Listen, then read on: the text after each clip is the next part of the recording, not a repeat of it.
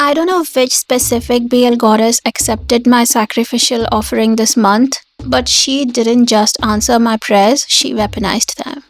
I asked for toxic, I asked for a Chinese BL that is just as unhinged and feral as the scenarios living in my head, and she came through with To My Shore.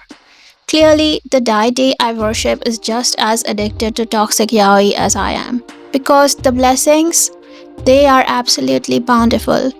I can't believe the universe hoarded all the darkest, most twisted gems for the end of the year. But I'm not complaining. This show is single handedly curing my winter depression faster than therapy ever could.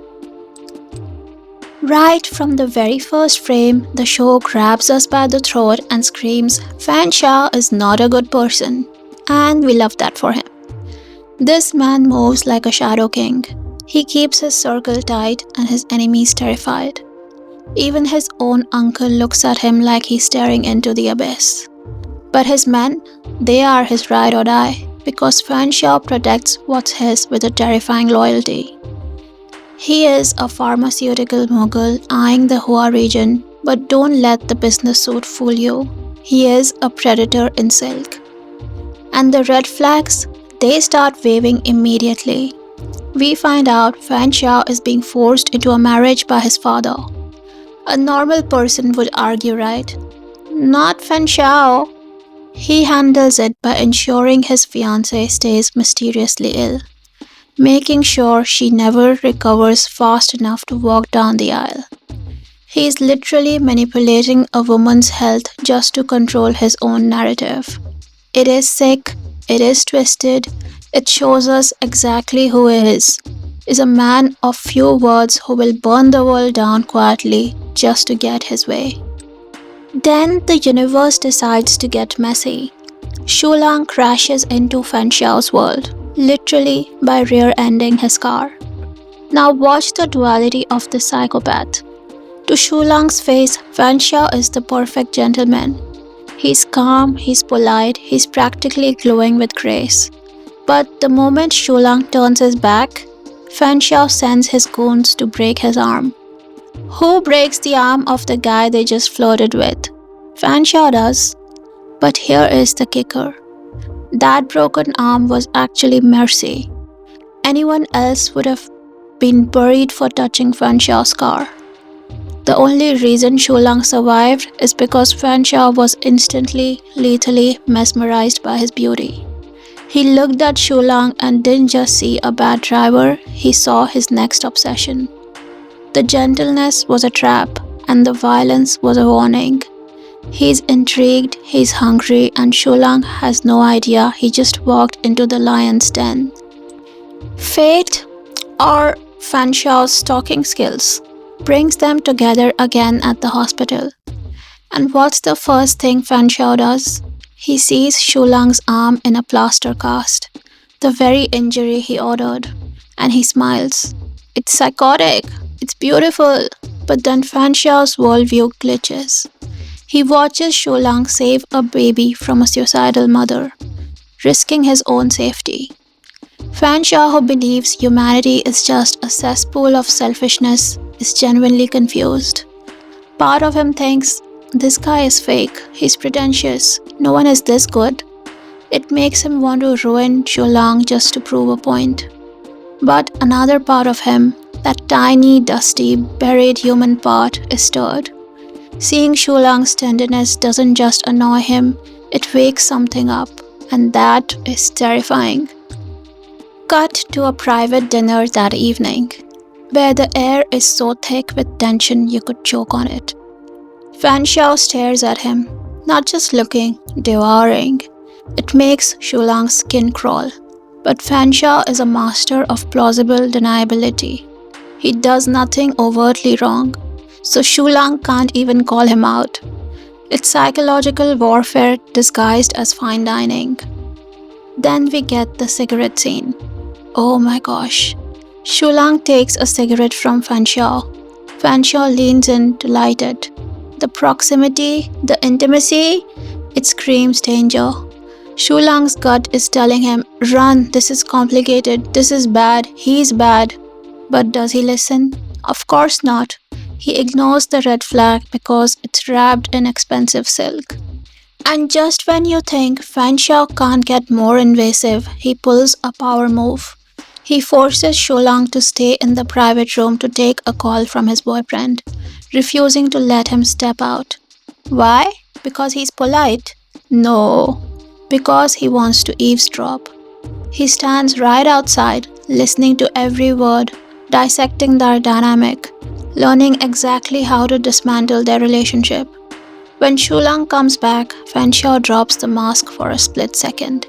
He asks, "What's your type?" and then jokes, "Your girlfriend sounds great." It's a threat wrapped in a tease. It leaves Shulang petrified, shivering with fear he can't explain. And the moment Shulang leaves, the order is given. Find the partner, break them up. The mission to destroy Shulang's happiness has officially begun. The next move on the chessboard, luring poor, unsuspecting Jen into the lion's den and promptly burying that relationship into a shallow grave. But don't get it twisted, Fanshawe didn't get this power by sitting pretty. He is a concubine's son in a cutthroat world. His father didn't hand him the pharmaceutical empire out of love. He handed it over because Fanshawe is a machine. He rose to the top because he catches things the most experienced veterans miss. His attention to detail isn't just good business, it's pathological. So when his team hands him a stack of potential proposals, Fanshawe starts dissecting them, and then destiny or the devil intervenes. He sees the name Shulang on a file. The door didn't just open, Fanshawe kicked it off the hinges. The opening is firmly secured. Cut to the business meeting. This is where Fanshawe proves he is the smartest person in the room. He doesn't demand Shulang to be involved. He's subtler than that. He just focuses. He pours so much attention onto Shulang, ignoring the bosses and the seniors, that the message is loud and clear. The higher-ups realize that if they want Fanshawe's money, they have to serve him Shulang on a silver platter. They panic. They promptly promote Shulang, making him the key person on the deal. Shulang thinks he just got a career boost. But we know the truth. He didn't get promoted, he just got handcuffed to a psychopath. And now the cracks begin to show. Shulang is back with his boyfriend, Jen, and on paper he's still the perfect, gentle partner. But his soul, it's gone. It's been hijacked. Jen can feel it. He's holding a ghost. And that night, Shulang isn't gentle, he's rough. He makes love like he's trying to exorcise a demon. But we know the truth. He's frustrated. He's confused. He's thinking of Fanshawe. He lights a cigarette, that long, thin stick that reminds him of Fanshawe's fingers. And inhaling that smoke feels like inhaling the man himself. It is a betrayal without a single word being spoken. Fanshawe, meanwhile, is playing 4D chess. He shows up at a party where Jen is being mocked by his friends. And instead of joining in, he swoops in like a knight in shining designer armor. He showers Jen with praise, attention, and respect. The friends immediately switch up. Oh, Fanshawe likes him, we must respect him too. It's a masterclass in manipulation. Fanshawe isn't being nice, he's been love-bombing the boyfriend to lower his guard. He's charming Jen into trusting him, wrapping him around his finger so tight that Jen has no idea he's being prepped for slaughter. It is terrifyingly effective. But with Shulang, the dynamic shifts. They're getting closer, almost friendly. Shulang drops the formalities, treating Fanshawe casually. A normal person would be happy. Fanshawe? He hates it. Casual means he's just a friend. Casual means he's safe. And Fanshawe does not want to be safe. So he pulls the rug out. He freezes the deal. He halts the proposal. He reminds Shulang, "I'm not your friend. I'm your owner." He forces Shulang to panic, to scramble, to put in effort to please him. He needs that upper hand because control is the only love language he speaks. Desperate to fix the deal, Shulang reaches out, exactly as planned, and gets invited to a nightclub. And once again, the hero complex kicks in. Shulang sees a female secretary being targeted by a pervert director, and he drinks all the drugged alcohol meant for her. Fanxiao just sits there, watching in amusement. He doesn't stop it. He lets Shulang poison himself because he knows exactly how this night ends. With Shulang in his car. And oh, does it deliver! Shulang starts burning up. The tie comes loose. He's sweating, he's squirming, and seeing this composed, perfect man unravel makes Fan Xiao go absolutely feral. His chest muscles are popping, his control is snapping. He wants him now. But Shulang, even while hallucinating on LSD, is a man of steel. He remembers his loyalty. He pushes Fan Xiao away. He refuses to cheat, even when his body is screaming for it. He asks Fan Xiao to stand outside, and Fan Xiao obeys. He stands guard outside the car like a watchdog while Shulang takes care of himself inside.